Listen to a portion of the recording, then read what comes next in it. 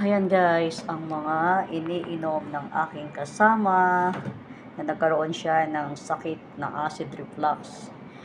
Nung nandito yan sa Saudi ay halos every week yan dinadala sa ospital, pinapacheck up ng amo ko. Indigestion problem ate. Indigestion problem po ang kanyang problema. So, ayun po. Nung umuwi siya ng Pilipinas, ayan, nasubukan niya ang 100% organic SBG.